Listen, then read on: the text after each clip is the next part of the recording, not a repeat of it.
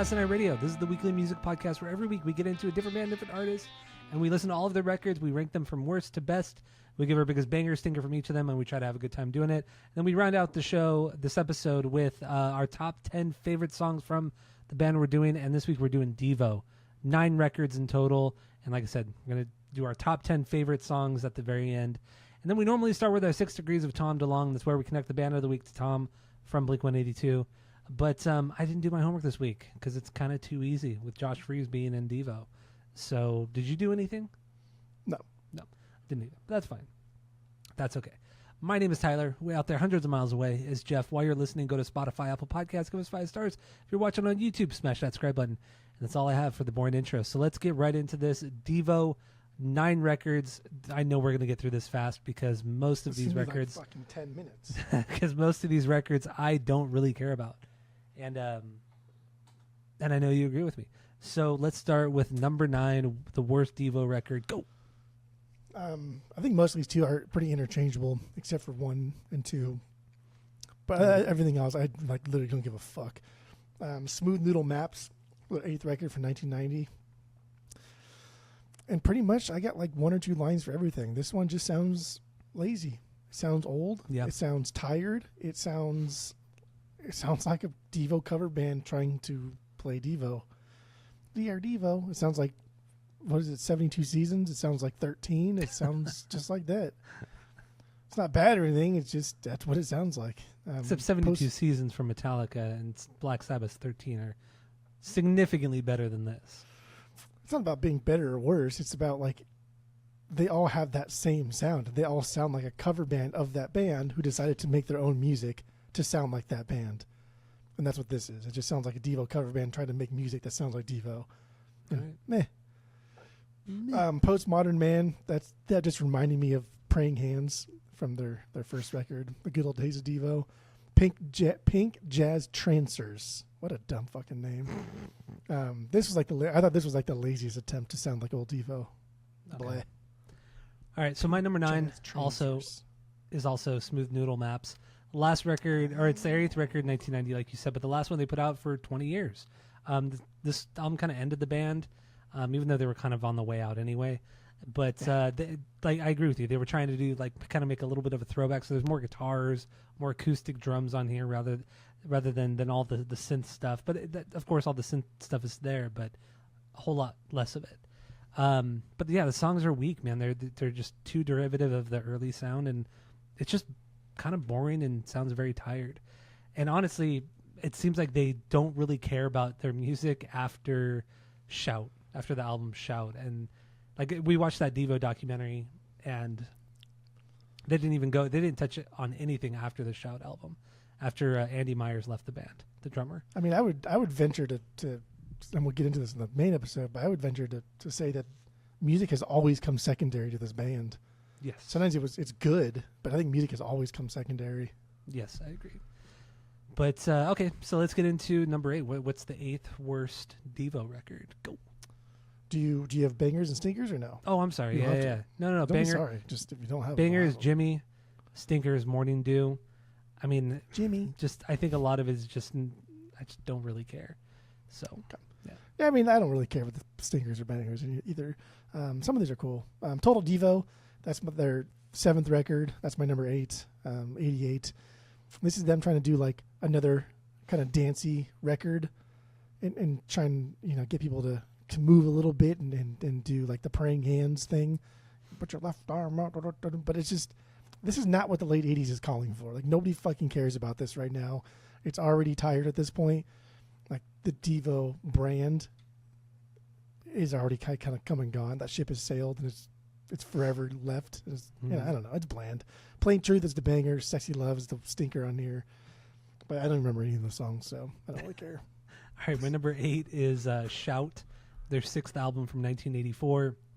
This is just layers upon layers of synth. This is their most synth-based record, or sounding record. They recorded everything with digital synthesizers, no analog, nothing like that like they did on previous records.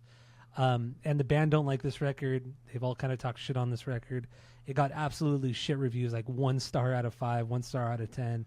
Bomb. Just absolutely fucking bombed. But there is one really good song on here, and that's the title track, Shout. Because that main synth line is fucking Zelda. It's Zelda. The main song to Zelda. Come on. It's close. It's close. It's so close. It's so close. But Zelda came out 2 years after this album did. The first Zelda game. But no, it's a cool song. So that one's cool. But Stinker, Jurisdiction of Love. I just really don't care about this record. I think most of it's really boring. I don't like the synth new wave sound. And that's just what most of their music is post the first record. So 8 for me. Shout. What's your number 7? Go. Duty Now. Duty. Duty. Duty Now for the Future. Their second record. Like low. For me, the only standout thing here is there's a couple of solos. Thrown in as a guitar solo, as a synth solo. Otherwise, this is exactly the type of sound I would expect coming off of their first record. Mm-hmm. And it's not. Again, I think Devo's music is secondary. This is not. They wanted to be a band, but they wanted to be artistic first, and this kind of shows that when they're putting more emphasis on the music, you get this. Mm-hmm. Whereas in the first record, they had a lot of time to do that. I don't know. This just feels boring. Yeah. Well, you also have to think their first album. Crazy, like I don't know. The first album, they were all demos and songs that were written for the 3 years prior. Like 5 years prior. Yeah, 5 years, 3, for many years prior. Yeah. But every record, subsequent album, you got like 1, maybe 2 years between them, and that doesn't include all the touring and all that. So, I don't know. I don't. No, I get it, but I still think Dio's always. I mean, even in the doc, like Mark said it over and over that art is what inspired them, not music. Yeah. And their favorite bands, they didn't say like, oh, I loved, because he talked about the Velvet Underground. I love Velvet Underground because of this song or this song. I was like, no, I liked the art that they brought to music. Mm-hmm. These are like art guys, and that's what they did in college.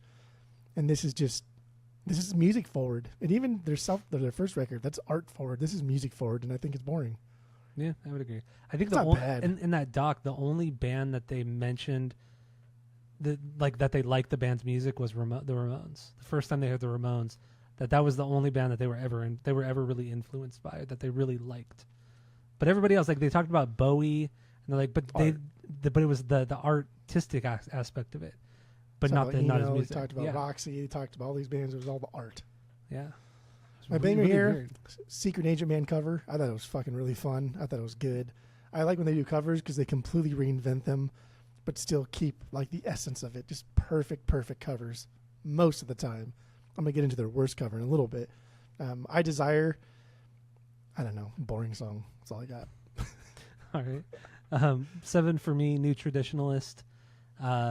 This is just the first fully self-produced record, mostly electronic, just a lot of synth, a lot of drum machines. I just thought this was just straight up boring. I don't think there was anything inherently bad about it. Just kind of just boring, forgettable for the most part.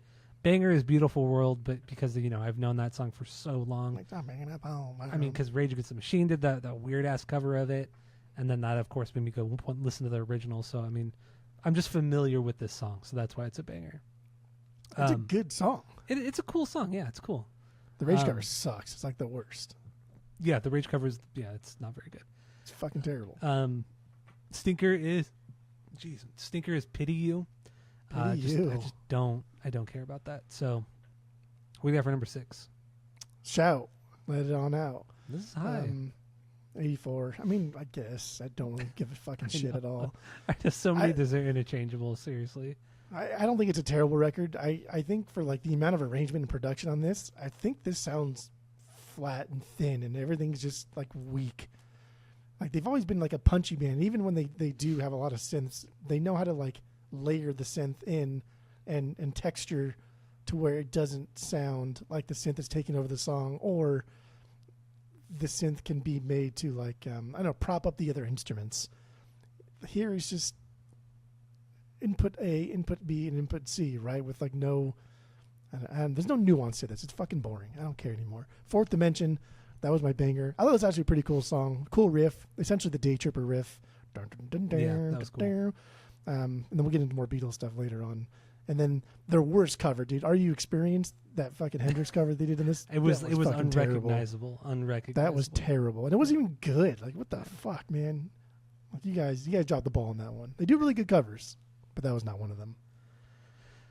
All right, so my what is it? We 6 Total Devo, 7th record, 1988, and this is just a more stripped. It's a lot more stripped down than the previous record, Shout.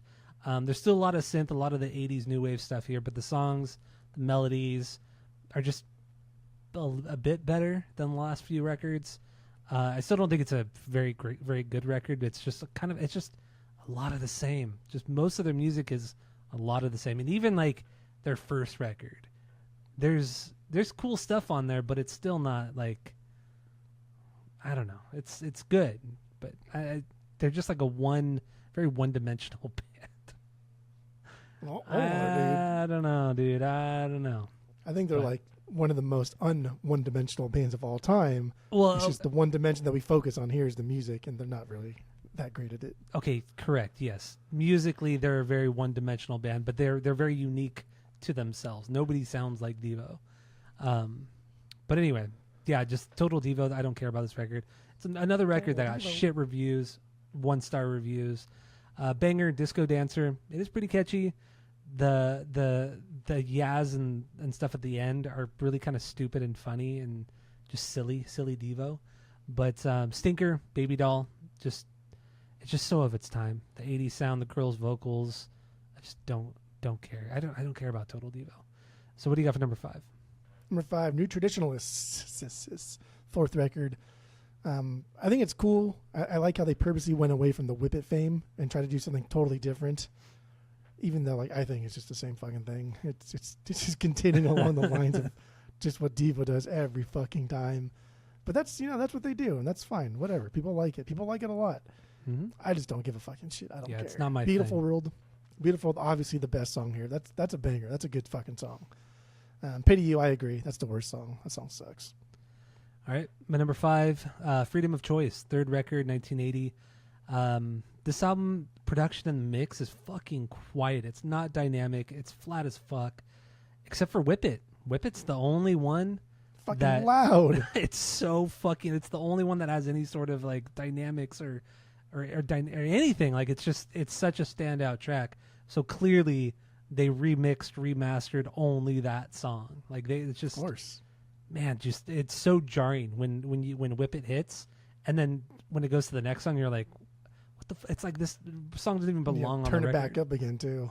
Yeah, but yeah, Freedom of Choice. It's just, man, I just kind of don't care. It's just more of the same. Banger, Whip It. It's still, it's a cool song. It's a lot of fun. I've heard it 1,000 times. But so that's my banger. Stinker, Ton of Love. Just I don't care. So, what do you got for number 4? Number 4. Oh no, it's Devo. Probably your favorite record. Exactly. It's fine still. I don't know. It's really relying on synth and it's very synth pop. I don't care. The shtick for someone who didn't grow up on like this music and doesn't really like this music, like by the 5th record, this is completely fucking worn off. Like any fun that I was having wore off quick, but by this one it was completely fucking gone. So I don't know.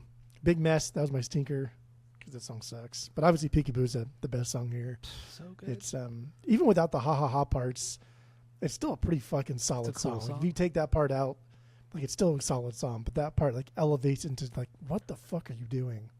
How? Why? But yeah, it's a good one. It's great. All right, so my number 4, Duty Now for the Future. Second album, 1979. Ken Scott produced this one. He did a lot of Bowie stuff prior to this, so that's kind of why they wanted to work with him, and also because of their relationship with David Bowie. And the band wanted a lot more synth on here and move away from the guitars, and clearly they got what they wanted, and more so on later records. But to me, this is obviously kind of the beginning of the end. And by the time they recorded it, they hated it.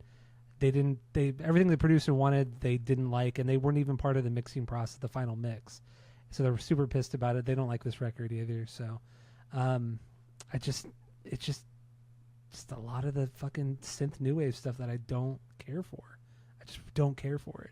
But this album is like like ushered in all the kind of mediocre to bad new wave music that over the next decade, and that sucks because a lot of that music sucks. It's bad. Yeah. It's bad. There's some cool songs really here and there, but damn, dude, there's for sure vast amount more bad than there is good. Yeah, like a small handful of good new wave songs, but otherwise it's just a crap genre. But unless you grew up in it, I guess if you were a teenager in the early 80s, I get it. But, you know, we weren't born until 87, so we definitely missed that. I mean, it's the same kind of concept as to time and time again, people come in and ask for like Sammy Hagar era Van Halen because they don't like David Lee Roth, or they'll come in asking for anybody but Ozzy era Sabbath because they don't like Ozzy. And it just, I mean, I don't get it. Yeah. That kind of shit fucking boggles my mind, but it's like, whatever. Okay, dude. All right. Another thing too is like the punk purists. It's like people who like punk, like late 70s punk, early punk, the hardcore stuff in the early 80s and shit. They hate anything from the 90s. Like the 90s skate punk, all that, Vandals, Guttermouth, they hate all that fucking shit. They're purists. They only like the older stuff. I hate that shit too. It's like there's some incredible stuff in the 90s that is far better than early punk. But it's time and place, I guess. It's because they're old. It's because they're old and they grew up listening to the Beach Boys. And so when the Ramones did it to like Chucky power chords, they're like, oh, this is cool. Little do they know. Oh boy. All right, so my number 3. Oh no, it's Devo. 5th record from 92 and or 82. Jesus. This is with the potato covers. I did have this on vinyl because I got it for like $2 at White Rabbit one time. And just super synth bass. There's some catchy shit on here, some cool zaps, other cool little sounds that kind of set it apart more so than like some of the other records, which is just straight just like walls of synths. I like the zaps, the boops. I like all that stuff. The boops and the beeps. And there's a lot of that on this record, which is cool. A lot of the music on here also reminds me of like early like Nintendo games and early Game Boy games. You know, I mean, I played Game Boy so much like in the early 90s. And so I there was this weird like nostalgia for this album as well, listening to it, which is kind of cool, which is why I put it as high as I did. But banger, Peekaboo.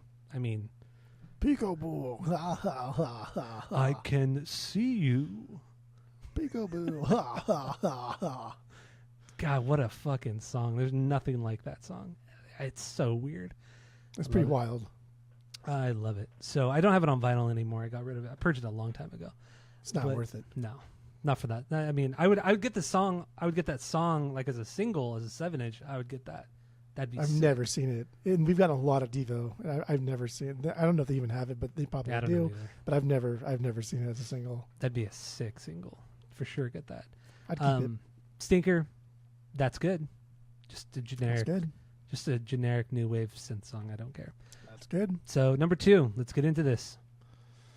Number 2, something for everybody. Their 9th record, their last record. I mean, hopefully their last record, because it'd be nice to end on a good record. This is cool. This is a perfect full circle return to form for the most part for the band. This is like what bands want to go out on. Like, not your best record, but this is like the essence of Devo. It sounds just like their first record in so many ways. This is like if a band came out in this era who wanted to sound like Devo, but just updated it to 2010. It's got some serious new wave parts here, but it just keeps that frantic punk edge. It keeps that kind of like campiness to it, but it never sacrifices the musical integrity because of it. I don't think there's a weak song in this bitch. No. And I was very, very surprised at how good this was. And I'm just happy that they still got it in them. They still can do it. Yep. They only have 2 good records.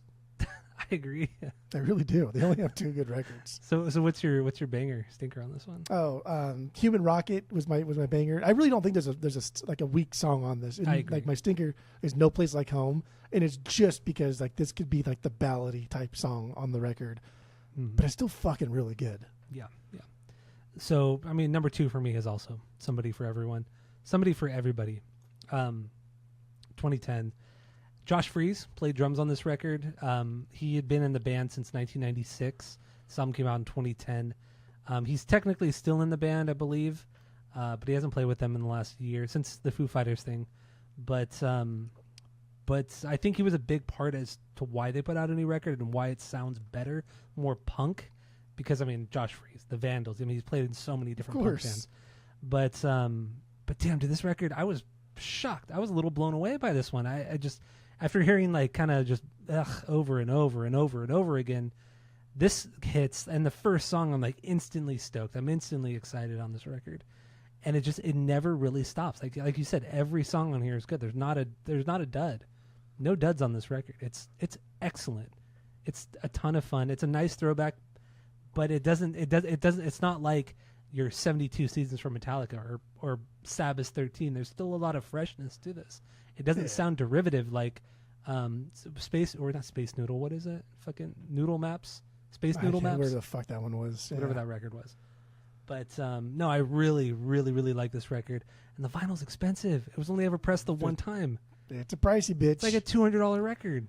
And this is like right at that time when like vinyls, it's completely so dead. done. Yeah, it's so dead at that time. Damn, but I have this on my want list now on Discogs. So I'm definitely gonna get this on vinyl. I mean, someday I'll get it on vinyl. I doubt it's ever gonna be pressed though. I've never even seen this in stores, like any store I've ever been to, and I would remember something like that because that cover's pretty iconic and different. But it's still Devo, right? And it would be something I'm like, I've never seen that cover before, and I've never even seen this in the wild. Yeah, I've never seen it either. But yeah, anyway, something for everybody. It's good, man. It's really, really good. Shockingly good. So number 1, obviously, the album of the week, Are We Not Man? We Are Devo. We are Devo. We'll get into that on the main episode. So anybody wondering, that's what we're doing. We'll get more into it then. So I got distracted. I was getting a text, so I got distracted by that. Anyway, so now we're going to wrap it up with our top 10 Devo songs. I have no idea what your top 10 is because you did not send it to me. I forgot to do it. I did it all. I just didn't put the album of the week songs in there. So basically I can just give you the other 5 songs. 'Cause 5 are going to be album of the week. The other 5 are not going to be album of the week. Okay. If that makes sense. Yeah, I guess. Let's get into it. They're the 5 that are not on the album of the week is going to be Beautiful World. And no order whatsoever. This is just how I listed them when I was going through. Beautiful World, Peekaboo, Secret Agent Man, and then 2 from Something for Everybody. Later is Now, Right Now, and then Human Rocket. You should have put them in order.